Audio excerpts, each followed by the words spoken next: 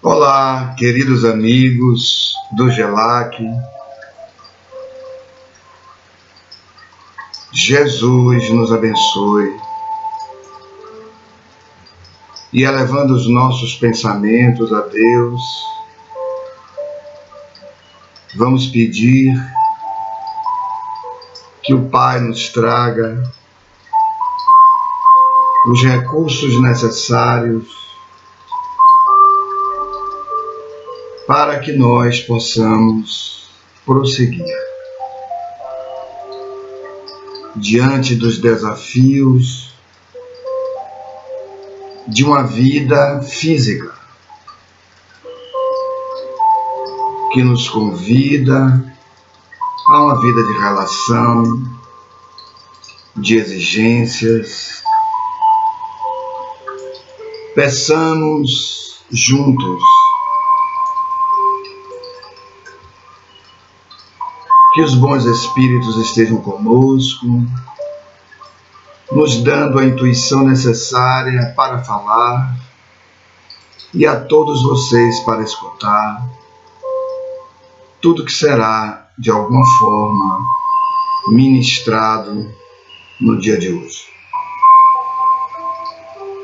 Peçamos pela paz no mundo, pelo entendimento entre as pessoas, pela compreensão em nós próprios e pelo amor disseminado em todos os povos, em todas as nações.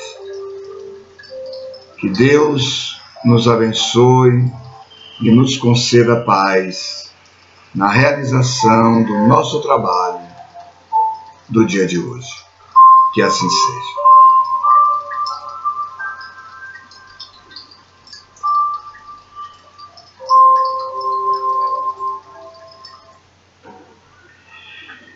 Queridos amigos do GELAC, todos que nos escutam, vamos abordar hoje, a pedido da casa, um tema que é muito especial, que é a lei de sociedade. A lei de sociedade, ela é lei porque está em todo lugar. Em todo lugar haverá sempre a reunião de pessoas. Nós, espíritas, recebemos informações muito especiais sobre as leis morais que regem a vida.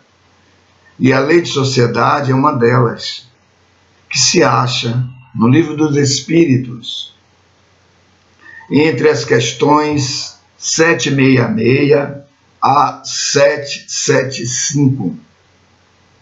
É a parte 3 da obra, onde Allan Kardec dedicou um estudo bem elaborado a partir das informações trazidas pelos espíritos, em que ele vai abordar esta lei. E é lei exatamente por isso que dissemos no nosso há minutos atrás. A lei porque está em todo lugar. É uma impositividade da vontade divina. Deus quis que a ordem se estabelecesse a partir da dinâmica de determinadas leis. Então nós temos que nos submeter, a princípio, a essas leis. Eu digo a princípio porque no futuro, mais amadurecidos, espíritos mais aprimorados, mais desenvolvidos, a lei não será para nós uma imposição grave, como nós vemos hoje, já que somos rebeldes, não queremos nos submeter aos fatos que a vida nos proporciona. Mas no futuro, nós vamos amar a lei, né? Porque nós vamos compreendê-la e senti-la. Então é nesse sentido que nós temos a lei e a sua base, a a sua matriz, que vem lá do latim, essa expressão lei vem de ligare, né? Ligare significa aquilo que liga. Olha aí, aquilo que liga. Então, quando nós falamos em lei ou pensamos em lei, né, nós podemos pensar exatamente naquilo que liga. Liga o quê? Liga a criatura ao Criador. Essa é a função da lei. As religiões, nós não estudamos a etimologia da palavra. Religião vem de religare. Veja que é o ligare mais o religare. Quer dizer, tornar a ligar. Né? É como se nós nos afastássemos de Deus. Mas nós nunca nos afastaremos de Deus, porque a lei não permite esse afastamento. Né? A lei não permite esse afastamento. Ela sempre vai incidir sobre nós. Nós é que achamos que nos desligamos, então nós nos religamos. Né? Ficamos distantes. Lembra que Jesus contou a parábola para dizer isso? A parábola do filho pródigo. E então, o reino dos céus é semelhante a um pai de família, que tinha 2 filhos. O mais novo diz: pai, dá minha parte na herança. Então ele pega os recursos que ele tem, que são os recursos que estão em nós, as nossas potencialidades, né? E reunimos tudo e saímos da casa do pai. Vamos para uma cidade bem distante, né? Como ele narra na parábola. E aí ele narra aquela historinha, aí sobreveio uma grande fome, etc, etc, que faz com que o filho, então, lá na frente, ele se lembre do pai. Mas ele se lembra porque ele está preso ao pai por essa lei. Desculpem. Por essa lei, né, que nós vamos chamar de sentimento de religiosidade, que não tem nada a ver com a religião. Não é exatamente a religião. A religião é uma criação, é uma construção do homem que pretende dar um sentido, um significado a esse sentimento. Então, nós vestimos de atos, de gestos, de liturgias, de regras, de dogmas, esse sentimento, porque nós temos uma mente muito pequena, uma percepção muito pequena, e precisamos construir coisas materiais mesmo. Tanto que as religiões, elas têm muitos vínculos com cultos exteriores, né? Com coisas exteriores, com velas, com quadros, com imagens, com atos que são esses rituais, essas liturgias, etc., com roupas, né? Cores das roupas, mas tudo isso é desnecessário, porque é um modo de nós materializarmos, vamos dizer assim, esse sentimento, para poder vermos, para poder atuarmos corporalmente com ele. Né? Mas não precisamos de nada disso. Tanto que o próprio Jesus, ele diz que nós apenas precisamos amar a Deus e amar ao próximo. Né? Então, amigos, como se pudéssemos dizer assim, a lei é a forma com que Deus ele se dá a conhecer. Né? Então, ele se dá a conhecer pela criatura através da lei. Porque queiramos ou não, percebamos ou não, a lei vai atuar sobre nós. Em algum momento, a nossa consciência vai se desenvolver a ponto de perceber a lei. Olha, há uma lei, eu sinto que isso acontece dessa forma. E isso incide sobre mim dessa forma. Quando eu ajo assim, eu não fico bem por isso, por aquilo. Né? Surgem pessoas que me fazem o mal, o mesmo mal que eu fiz. Olha aí. Quer dizer, um registro que você começa a perceber que há uma lei. Claro que hoje não precisamos tanto disso, porque já tivemos esses esclarecimentos anteriores. Né? Moisés fala sobre isso com os 10 mandamentos. Jesus fala sobre isso.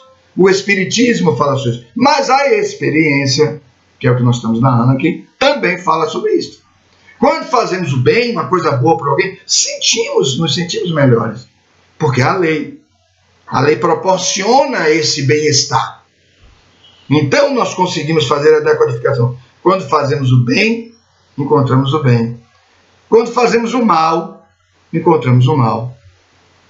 E aí começamos a escolher o bem, porque nos dá bem-estar, nos sentimos melhores, nos sentimos felizes, né? Então o cumprimento da lei é que vai proporcionar essa felicidade. Questão 614 do Livro dos Espíritos, né? Quando Kardec vai começar a tratar ali sobre a lei natural, dentro desse capítulo, dentro desse livro 3, né, do Livro dos Espíritos, que são as leis morais.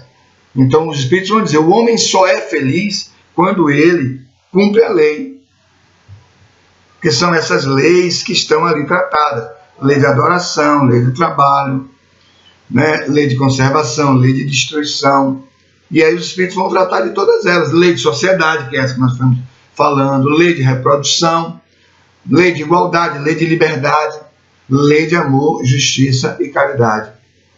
Então a lei de sociedade é uma delas que nós vamos examinar brevemente hoje, né? Então é exatamente isto. Então a lei de sociedade, ela é um imperativo. O homem, ele nasce com um instinto gregário, ou seja, um instinto de estar ligado um ao outro, vinculado um ao outro em coletividade, né? Para que atue uma outra lei, que é a lei da comunicabilidade. Então nós nos comunicamos nesse exame da lei de sociedade. Os Espíritos vão dizer, tanto a sociedade é uma lei, né? É um imperativo, que o indivíduo tem a fala. Tem a fala como recurso para dizer o que ele é, o que ele pensa, o que ele acha. Nem sempre usamos a fala para o melhor.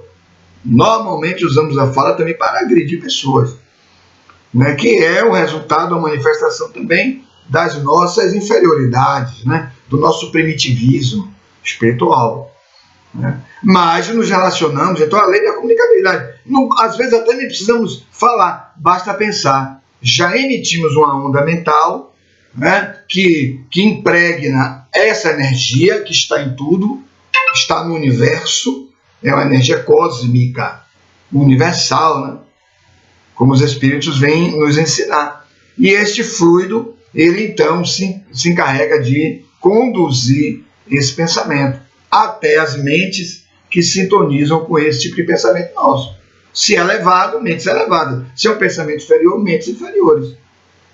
Então nós criamos uma zona de sintonia, que é uma zona de aproximação e relação entre os pensamentos, e aí existem as trocas de pensamento, as influenciações recíprocas.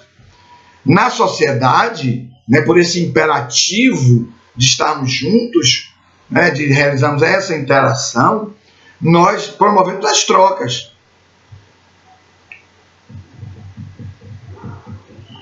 Então, isso vai determinar, isso tem sentido como uma base instintiva, ou seja, como um pensamento rudimentar mais impositivo, a partir do momento que nós também constatamos o quê? As necessidades.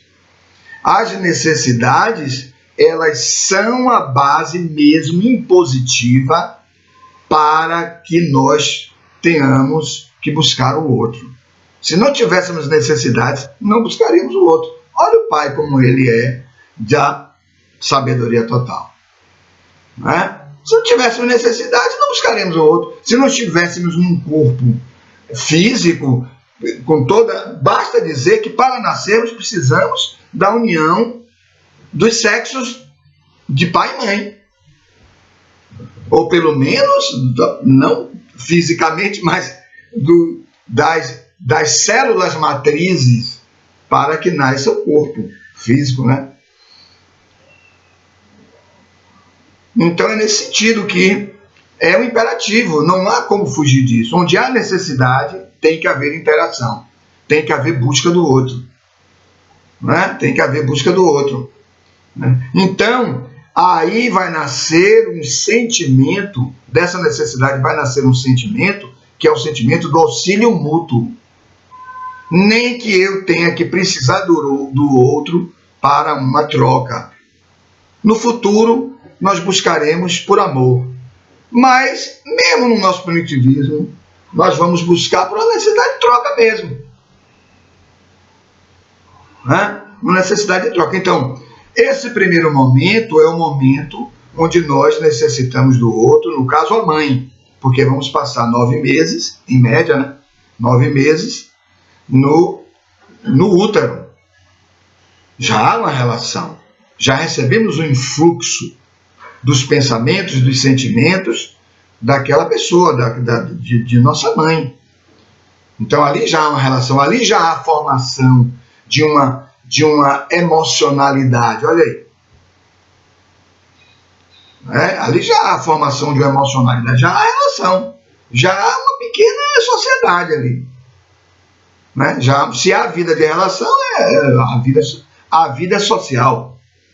Depois nós nascemos, e aí fisicamente, né, passamos a ter a relação com todos da família. Então a família é esse primeiro núcleo, essa primeira sociedade que nós habitamos. E lá nós vamos iniciando e construindo essa base de sentimentos, de emoções, de pensamentos, de entendimentos, de necessidades. Para depois, enriquecidos pela família que tivermos, né? E aí cada um vai ter a sua e cada um vai obter os seus benefícios, né? Nós vamos então à família maior, que é a nossa família social, a cidade que estamos, a escola, enfim. E no futuro vamos constituir a nossa família, donde outros descenderão de nós. Olha aí como esse ciclo vai se desenvolvendo, né? Por necessidade, mas depois qualificado pelo amor. Né? Então, tal é a lei de sociedade. E é uma lei que não está isolada, ela se relaciona também com as outras leis. Né? Então, hoje, nesse momento, né, a sociedade, a lei de sociedade, é uma lei importantíssima. Porque estamos em meio a uma pandemia, né? Desde março, hoje é novembro, né? Hoje é novembro de 2020, então desde março de 2020 o mundo foi afetado pela pandemia do coronavírus, então o mundo mudou. Queremos ou não, dizer, o mundo, a sociedade passará a viver, voltar à sua normalidade. Não há como voltar à normalidade, porque as pessoas já mudaram. Nós já mudamos, queremos ou não. Mesmo aqueles mais resistentes, eles já receberam a mensagem que vem contida na limitação do coronavírus, que houve toda uma manifestação grave, né, sobre atingindo em cheio um paradigma que era o paradigma materialista. O paradigma materialista, ele está ferido de morte, ele já vinha sendo ferido de morte ao longo do tempo, porque nós já vínhamos tendo outras epidemias. A epidemia do consumismo, não é? A epidemia da indiferença moral, a epidemia do suicídio. Olha aí, gravíssima, gravíssima. Já era um quadro epidêmico de suicídios diretos, porque só se contabiliza os diretos, né? A estatística anterior era a cada 40 segundos uma pessoa se suicida no mundo. Gravíssimo uma situação. Inimaginável que em 40 segundos uma pessoa se suicida no mundo. Esse número, hoje eu não tenho ele, mas ele deve ter se agravado com a pandemia. Então isso é um quadro epidêmico. E isso é suicídio diretos. E os indiretos? Pessoas que estavam consumindo álcool, outros tipos de drogas, pessoas que estavam praticando atos de colocar sua vida em perigo, praticando esportes chamados radicais, etc., outras coisas, pessoas que se submetiam a determinadas situações de risco propositadamente, né? Porque viver ou morrer para elas é a mesma coisa, elas não viam sentido na vida. Tudo isso são condutas suicidas. Pessoas que desenvolviam ações de desgastes emocionais exacerbados, que é o desgaste emocional pela própria vida de relação com o outro, natural até certo ponto, mas desgastes muito... É um tipo de suicídio, é um tipo de perda de fluido vital. Porque o organismo ele vai precisar se reabilitar emocionalmente daquilo que foi gasto. Então você perde fluido por abuso, por desregramento, então você quer se dar, você vai diminuir a sua vida física, porque as células sofrerão um menor processo de realimentação. Houve um gasto excessivo da energia, da cota de energia vital, que programou a sua vida para os 80 anos. Mas você pode desencarnar aos 55, aos 60. Esses desgastes muito longos. Olha aí, tudo isso no contexto da vida social, da vida de relação. Então, esse quadro, essa percepção, amigos, esse entendimento da vida social, do que cada um representa, do que você representa nesse contexto social, é fundamental. Nós precisamos ter essa consciência, essa dinâmica, perceber essa dinâmica, o que cada um exige de nós nessa vida de relação. Na nossa relação com Deus. Então há uma vida, a lei de sociedade interage com todas as outras leis. Então, a lei de sociedade, né, a lei da relação com o outro, que estabelece a relação com o outro, e a lei de adoração. Olha aí. Então, em João nós vamos encontrar: mente todo aquele que diz que odeia seu irmão, mas ama a Deus. Olha aí como ele aborda a questão. Um destino. Aí ele diz: ora, como pode alguém odiar quem vê e amar quem não vê? Claro! Então, antes você, na vida de relação, precisa amar o seu irmão. Antes amando-se. Antes amando-se. Para amar o outro. É assim que Jesus diz: ama-te. Ama o próximo como você se ama. Porque é a vida de relação, a impositividade da relação. Antes ele diz: ama a Deus sobre todas as coisas, de todo o teu espírito, de todo o teu coração, de todo o teu entendimento. Este é o primeiro, ou seja, o primeiro movimento é esse que tem que fazer. E o maior, ou seja, superior ao segundo, que ama ao próximo como você se ama. Mas Joana de Ângeles, oportunamente, diz: olha, se você não consegue fazer esse primeiro movimento de amar a Deus, você precisa iniciar então amando a si mesmo, para amar o outro. E depois você vai sentir a necessidade de amar a Deus. Porque sem Deus não há vida. Porque Ele é a matriz de tudo, é a origem de tudo, é a fonte do próprio amor. Olha, Joana, como ela nos elucida e nos esclarece sobre isso. Espécie de inversão da orientação dada pelo Cristo. Mas vamos ter que chegar em Deus, senão não teremos vida. Na própria parábola do filho pródigo, né, tem isso. Há um momento que ele diz: para, depois de todos os excessos, todos os abusos, ele diz assim: olha, na casa do meu pai, o servo mais humilde era bem alimentado. Pai, pequei contra ti, pequei contra Deus. Já não sou mais digno de ser chamado teu filho. Isso é as nossas loucuras, né? Como se nós pudéssemos deixar de sermos filhos de Deus. É possível. Porque já nascemos dele. Então não podemos deixar de ser filhos se já nascemos dele. Mas são os nossos rigores, as nossas punições, as nossas culpas nos levam a essas coisas de que Deus nos pune. Mas é porque somos também punidores dos outros, né? Mas não vamos entrar em consciência de culpa hoje, que isso é muito extenso. Então, amigos, é isso. Na lei de sociedade, então Jesus diz: olha, ama ao outro antes. Aí você estará sendo verdadeiro com os seus sentimentos para amar a Deus. Né? Então é nesse sentido que a lei de sociedade ela está em tudo, porque é a lei da interação. O que eu vivo, eu transmito para o outro. Não há como ser diferente.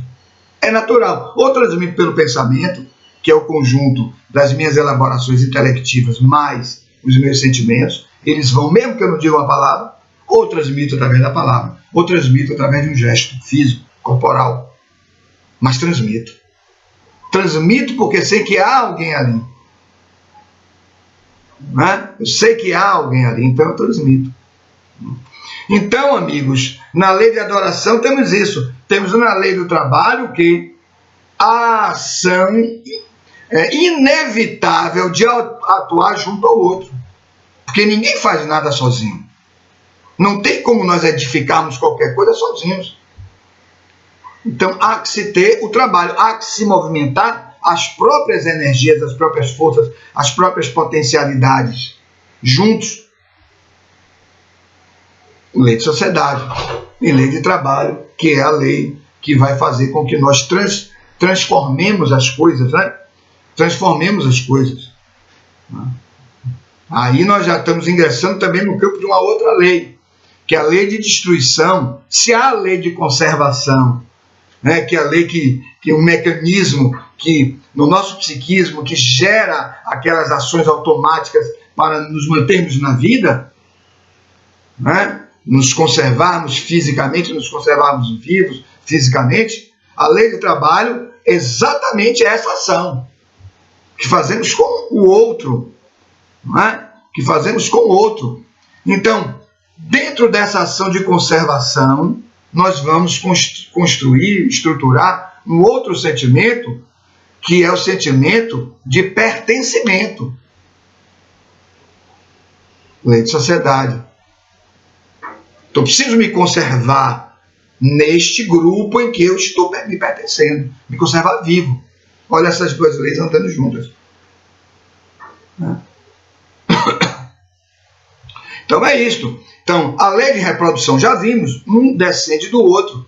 É necessário em nós que determinado instinto sexual, faça com que eu busque o outro para entrar fisicamente em contato com ele, para que eu possa promover trocas energéticas no ato sexual.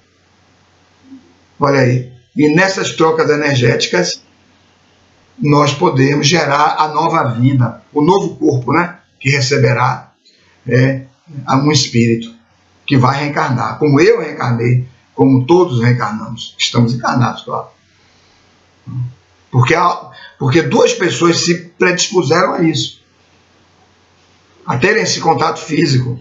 Então, a lei de conservação, a lei de reprodução, a lei de destruição, como estávamos falando, que é exatamente essa lei de destruir o que existe fisicamente para aparecer o que existe de concreto e de essencial e de verdade, que é o Espírito. Por isso que o Espírito é a verdade.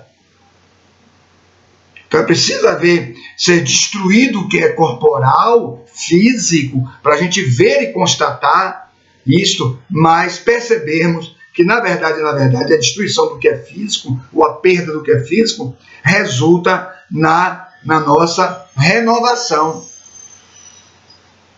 Renovação do quê? Renovação do pensamento, do entendimento e dos sentimentos.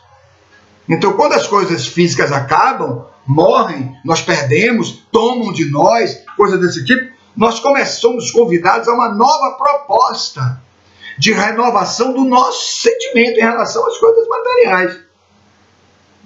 Por isso nós, em espírito, às vezes pedimos uma vida com coisas materiais muito poucas, não a vida de miséria, porque o Pai não concede vida de miséria. Quem promove a miséria para o outro, encontramos os miseráveis abandonados, é o próprio homem, não é Deus.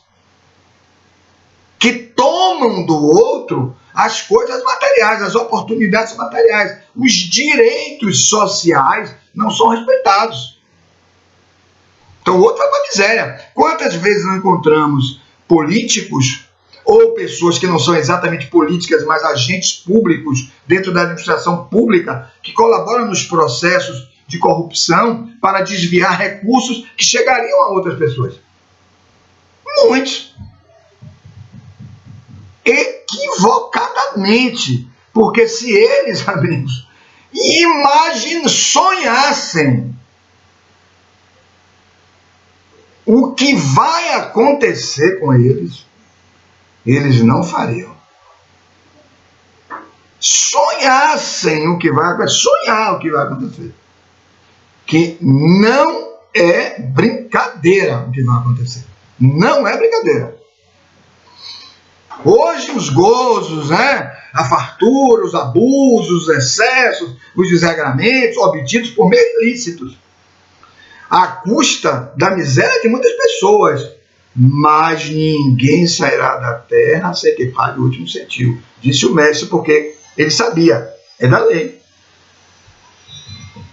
Aí serão aqueles os abandonados sociais de lá da frente. Que ninguém está dizendo, deixa a mim um abandonado social, ninguém, pelo contrário.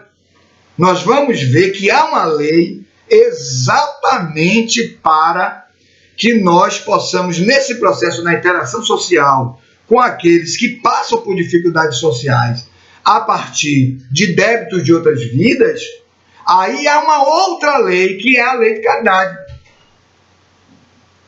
Olha aí como a lei toda está perfeitamente concatenada. Ah, ele está passando a necessidade? Não, mas não tem a dureza de coração para dizer. Aí ele precisa que eu cumprimento negativo. Para ele, sim. Mas para você, é a caridade. Há uma lei que é de caridade. Para você, é de caridade. Para ele, é da experimentação daquela situação. Ou seja, não é exatamente que ele devesse passar a miséria absoluta, mas com a conduta anterior dele, ele se colocou numa coisa que nós vamos chamar de campo de possibilidades, porque na lei de sociedade nós estamos interagindo com o quê? Com um campo de possibilidades do outro. Nós estamos submetidos à justiça do outro, lei de justiça. Está aí, livro 3 do Livro dos Espíritos, pode estudar tudo. Lei de justiça, amor e caridade. Que, segundo os Espíritos, resumem todas as outras que nós estamos falando hoje aqui. Mas somos justos? Somos justos? O que é justiça? Pergunta Kardec aos Espíritos. Aos Espíritos respondem, é dar ao outro aquilo que lhe é de direito. Aí Kardec insiste, ele diz, olha, amigo, existe uma justiça mais aprimorada, examinando a lei de justiça, que é a justiça da caridade.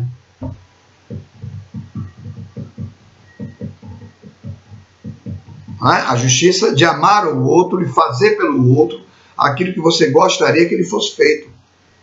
É a justiça da caridade. Na caridade, é uma ação onde não há uma regra escrita. No primeiro conceito que eles dão de justiça, sim, dá ao outro aquilo que é o direito do outro. Em algum lugar está escrito. Mas na caridade é você dar ao outro aquilo que você faz de forma desinteressada. Seu coração é desinteressado. No primeiro momento, no conceito de justiça, você está cumprindo a lei. O justo cumpre a lei. Mas o justo também vai para além da lei, que é o seu coração que ama. Aí ele já cumpre uma outra lei, que é a lei de amor, através da caridade. Não é? Quantas vezes nós somos justos porque escutamos alguém que ninguém quer escutar? Quantas vezes praticamos a caridade por orar por alguém? Quem de nós ora pelos criminosos? Está lá uma comunicação no Evangelho segundo o Espiritismo. A maior caridade que podemos fazer aos criminosos é a de orar por eles. Porque muitas vezes eles estão até presos, estão aparados, ou fora de uma cadeia, são criminosos. Não foram detectados como criminosos, não foram condenados, mas são criminosos. Ninguém é criminoso porque tem uma sentença judicial dizendo fulano incorreu na infração dos artigos tais e tal e deverá cumprir a pena. Não, criminoso é todo aquele que viola a lei.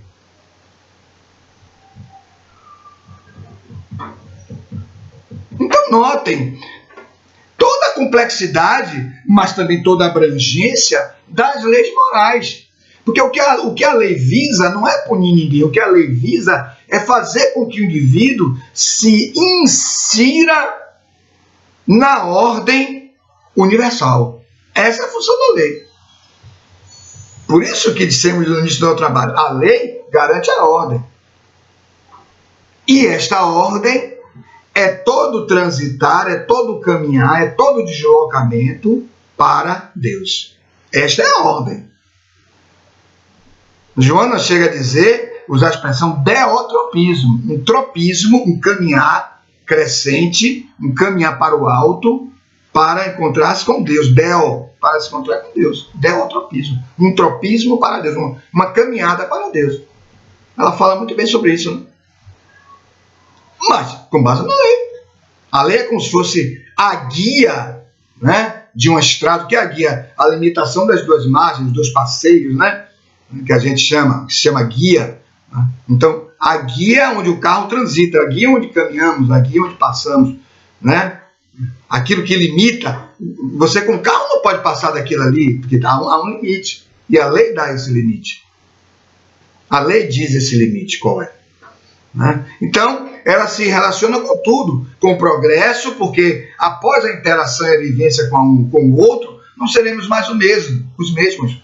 Seremos acrescentados pelo outro, pela própria vida de relação. Mesmo as pessoas mais duras, se conhecem pessoas maleáveis, no final de uma vida da convivência, ela parará para refletir um pouco, no mínimo refletir um pouco. Terá outras vidas, mas já recebeu esses acréscimos do coração mais maleável.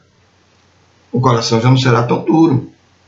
Vai brigar, vai discordar, vai dizer que você é um besta, vai dizer um monte de coisa, mas no fundo ela vai receber um influxo da energia amorosa do seu coração. E isso contribuirá para que ela no futuro possa ter também um coração mais maleável. Não é instantâneo isso, né? Isso nunca é instantâneo. Mas é o contributo ao longo dos milênios que vai fazendo com que o espírito ele vá se desenvolvendo nas suas forças da lei do progresso. Jesus até conta uma parábola para isso. Parábola do joio e do trigo. Né? E o Senhor, então, não percebeu que no campo, alguém jogou, no campo onde foi plantado o trigo, alguém jogou o joio. Ora, o joio é uma semente que não serve para nada. Não é alimento, o trigo é alimento, o joio não. Mas estavam misturadas. E aí, quando ele olha, mas quem jogou isso aqui? Mas quem plantou isso aqui? Aí os servos chegaram e disseram, Senhor, não sabemos quem plantou. Agora, o senhor quer que eu corte? Ele disse, não. Porque assim, o joio, na sua estrutura, na sua apresentação, ele é muito parecido com o trigo. Você não sabe o que é joio e o que é trigo. Precisa que cresça para você... eles aí passam a ter uma dessemelhança. E aí você percebe o que é joio e o que é trigo. Por isso que Jesus, narrando essa parábola, ele diz, não cortem agora, porque não sabemos o que é. Deixai o joio crescer em meio ao trigo. Ou seja, deixai o coração mau estar no nível social junto com o coração bom. Por isso temos corações duros ainda na nossa convivência. Quando nós mesmos não somos os duros da convivência. Porque temos essa mania, né, de dizer que somos bons e os outros são maus. Mas em muitos momentos somos mauzinhos. Temos a crítica ácida, né? Temos a dureza de coração, temos a observação indevida, temos a indiferença moral. Né? Então, não é tão simples assim. Então é nessa convivência, nessa interação, que existem as trocas. E nós crescemos. Por isso ele narra essa parábola.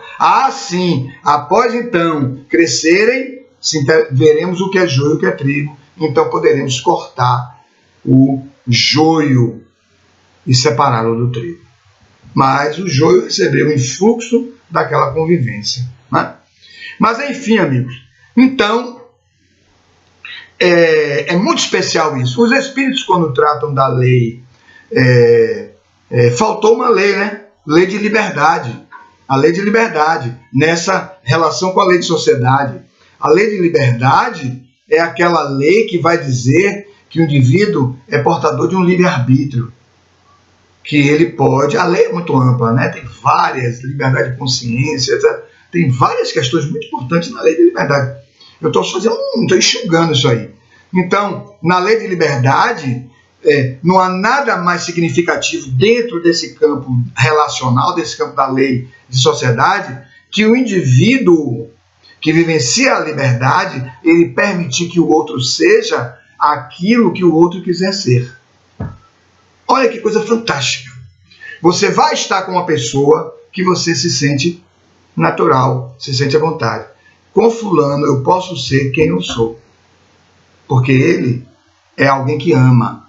Porque a lei de amor, ela transita por todas essas leis. Ela é a lei das leis. Então, em todas essas que nós falamos, se não houver amor, haverá uma má interpretação e vivência da lei, seja ela qual for. Não é? Então, a lei de liberdade vivenciada pelo coração que ama é a lei que vai compreender, a lei que vai permitir que o outro vivencie seja, mas vai estar pronto para amparar. Vai estar pronto para amparar, porque a lei de liberdade tem por base o amor. Lembram a última lei de justiça, amor e caridade? A justiça como a repartição do que se tem e a repartição do que se é com o outro. Justo é aquele que reparte, é aquele que dá, né? É aquele que dá o que o outro necessita, não é o que o outro merece. Porque se eu for partir da ideia, vou dar o que o outro merece, aí temos um problema. Porque para merecer eu tenho uma escala de valores, então a minha escala pode ser muito pequenininha, pode ser uma escala sem amor, e aí? Não, você não merece, não dou, mas o que o outro necessita. Aí sempre o outro necessitará de alguma coisa. E sempre você estará sendo justo nessa distribuição, nessa repartição.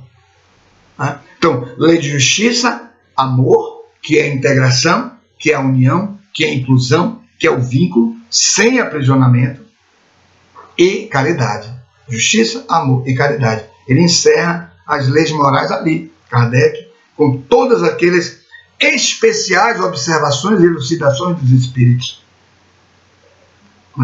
Encerra ali. Então, os espíritos vão também no exame da lei de sociedade dizer que um ato gravíssimo que praticamos ainda é o ato do isolamento, que eles dizem que é um ato egoístico, porque quem se isola não reparte o que tem, nem o que é. E é a causa, é a matriz das nossas psicopatologias. Pode ver, quando nós desenvolvemos neuroses, psicoses, ingressamos nos estados de loucura, fazemos isso porque violamos a lei de sociedade, ingressamos nos isolamentos das nossas próprias convicções, dos nossos pontos de vista, para dizer que fulano é errado, que Beltrano é errado, que fulano não presta, usamos muito essa expressão. Mas o que há em fulano que nos incomoda é porque temos. E como ele vive isso, eu não tenho a coragem de fazer o autoexame, que nós chamamos de autoconhecimento na linguagem psicológica, não temos coragem de fazer o autoexame, eu deixo tudo para ele. Fique lá com todos esses problemas que eu tenho, mas não quero admitir que tenho. Então eu me isolo dele. Então eles vão dizer que nesse isolamento não vamos obter o nosso aprimoramento, que vimos, amigos. Quando nos relacionamos com as pessoas, crescemos. Quando nos isolamos, nós estagnamos. Então não gozaremos do crescimento e nem gozaremos de saúde, porque o isolamento nos proporcionará doenças mentais, psicopatologias, né? Psicopatologias. Então temos as esquizofrenias que são já estruturadas em outras vidas, repercussão de fatos gravíssimos que praticamos em relação à sociedade, em relação ao outro, a partir daquelas situações difíceis que criamos para os outros, a partir do nosso egoísmo. Impomos sofrimentos às pessoas, mas isso está gravado no nosso psiquismo. Porque não vamos pensar que o ato ele é apenas projetado para fora e ele fica fora. Ele fica em nós.